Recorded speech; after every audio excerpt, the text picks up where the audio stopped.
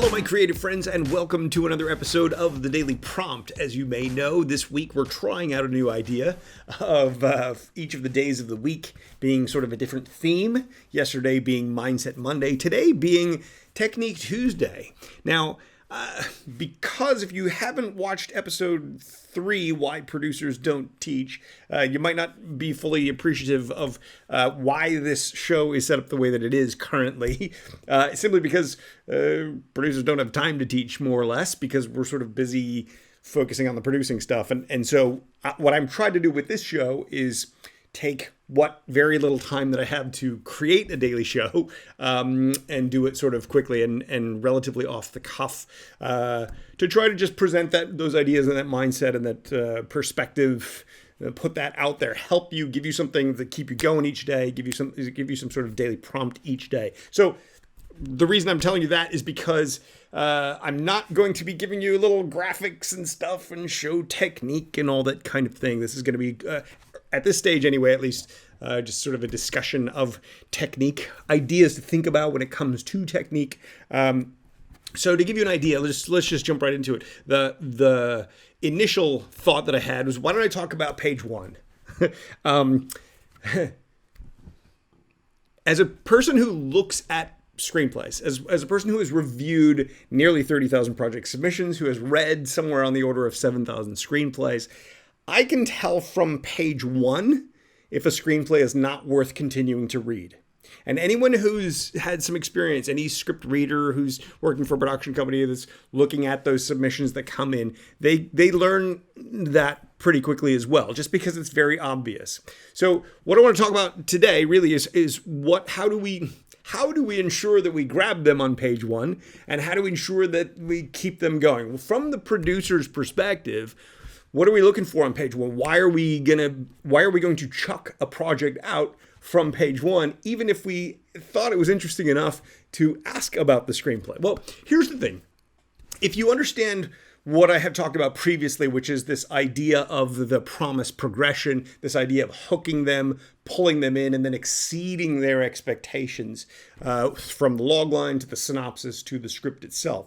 If you've actually gone through that, then by the time someone gets and reads your screenplay, they have certain expectations built into what it was, whether it's just from the logline itself, whether it's from a pitch that you've done verbally, whether it's from your synopsis, whether it's from your agent pitching on your behalf, whatever got them to read the script. Right away, we already go into it with certain expectations, certain ideas. So if it doesn't meet with at least what we're going in looking for, it's going to put us this isn't what I thought it was going to be. For example, I have looked at project submissions where they sent in this idea and I went, that's a really cool idea. Send the synopsis and go, okay, well, I see the way I would have approached it this way, but I see their approach. Let me see what the script looks like. You get the script in and it's like off somewhere else entirely. It was like, what? This doesn't match what you were telling me. So already there's a suspicion right away that you only wrote that stuff to get me to read your script. You're not actually going to deliver on that.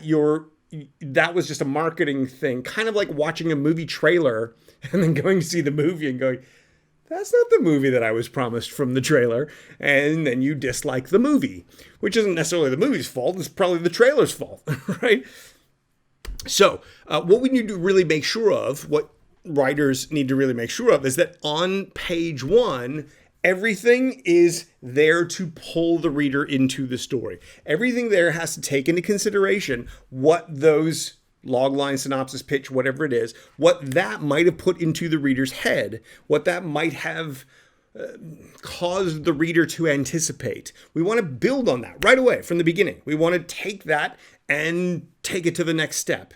So immediately on page 1, if I can see that what you have crafted here is going to be something that already takes me further than where I thought you were going to go, then we're on to something. So how do you do that? Well, First of all, we have to make sure that the script is properly formatted. Now, I know these things, a lot of people say, it doesn't matter, but it does matter. The reason it matters is because if you can't do the basics, like formatting a script properly, if you can't at least write in the standard format, what it does to the reader is it puts in the reader's mind this notion that, oh, this person doesn't know how to format a script. What are the odds that this person is going to be able to actually deliver on what a screenplay needs to be? So if you're just a writer and maybe the story's okay, but if it's not a cinematic story, if it's not told in a movie style, well, then we're not going to be able to do anything with it, probably. So if we can recognize that on page one by terrible script formatting or just the style, you're not writing the way a screenplay is written. You're not just presenting what's seen or heard by the cinema audience. At the end of the day, I've said this before, screenplays are cinema on the page. Screenplays are, as I'm reading through the screenplay, I should be in my mind having the cinema experience. So only including what is happening on screen, what I'm hearing through my ears, not including the score,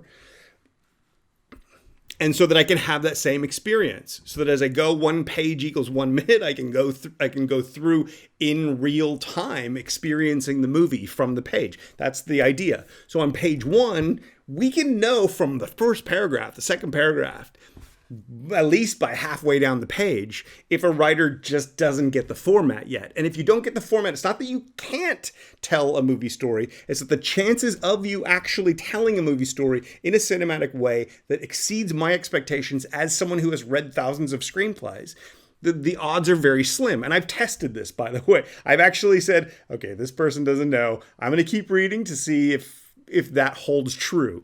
Every single time, literally thousands of times that was attempted, where I give the writer the benefit of the doubt to try to test my theory, to see how well I can determine. I started at a certain point. I would read the whole script because I know what's involved in writing a script. So I feel bad for the writer. So I would read the whole script, and I just at a certain point, it was like, yeah, I think I only really need to read to page 30. And then it's like, after a while, it's like, I really think I only need to read to about page 10. I really think I only need to read to about page 2. And I got to the point where I really only need to read to about half of the first page to know if a project is a no. Now, that doesn't mean that a project might not be a yes. That might, if you go, I don't know about this, but there's something intriguing here. There's something that pulls me in here. I might give it 3 pages. I might give it 10 pages. In 10 pages, maybe it reveals something more that I hadn't anticipated. It's entirely possible that your first impression is you're setting a first impression for a story reason. Don't worry about that. We can recognize that as well. As long as it's well told, as long as it's well presented on the page, as long as it's engaging. One of the things you really want to do on page one is start with action. I don't mean car chases. I mean something has to be happening. One of the big mistakes a lot of writers make is that on page one, they start with explanation. They start with exposition. They start with setting the scene by describing things. And movies are movies. Movies are motion pictures. Think about that. Always remember that. Motion pictures. It's about motion. It's about things in motion. So when you're trying to draw us in, you don't want to be describing a scene, setting a place. What you want to do is start us in the action already. Things are already happening. A character's going somewhere. 2 characters may be fighting. I don't want to limit things to tangible action like that. But you want something to be happening. Now, it doesn't mean it has to be the drama of the main drama of the story. It can be an initial drama just so that we get to know the characters as they're doing something in an active way.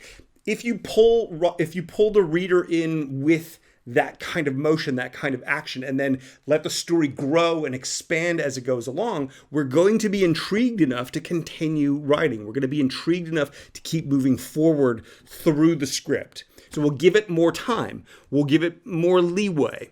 We'll see what happens. Where is this going? Now, ultimately, it's going to have to add up. It's going to have to be an integral part of the story. Because if not, and it's just this like scene, why was that scene at the beginning there? Just for some motion? That's a cheat. Take that out of the story. Now what are we left with? Nah, see what I mean? So, Technique Tuesday. Here's the technique. The technique is to grab the reader's attention on page 1 by making sure that something's happening. Make sure your script formatting is in place. Make sure the writing on the page is clear and concise and punchy and first person and present tense, and it's active and it's crisp, all that kind of stuff, which we can get into some of that detail later on. But ultimately, you want to make sure that the style and the formatting are solid. And then more importantly than that, you want to make sure that something is happening that's pulling us into the story, giving us a reason to keep going, giving us a reason to care that is going to be somehow connected to the overall story, but that really, at the end of the day, just lets us know on page 1 that this is a writer we should continue to read. So today's daily prompt is to have a look at what you're currently writing, to have a look at what you're developing. Think about what's going to happen on page 1. How are you going to connect with that reader? Now, ultimately, realistically, you do need to know how the pitch is going to work and like the ideas that they're going to come into it with. That's going to help you far beyond just the details of this particular scene. It's all interconnected. This is the hard part of it all. That's the challenging part of it all, is that everything affects everything else. But from a pure story perspective, and to make sure that they're going to be pulled through page 1, you need to start in motion. You need to make sure that something's happening, and you need to draw them in. So when you focus on what you're working on today, really think about, where's it starting? Is it starting in a static place? Is it starting in an active place? Is there a way to introduce people and situations and maybe the premise of the story in a more fluid, dynamic way? Or is it something that you have to set certain things up? If you have to set certain things up, how can you do so in a way that's going to keep the reader going down that page? That's today's daily prompt. Thank you for watching. We'll see you tomorrow.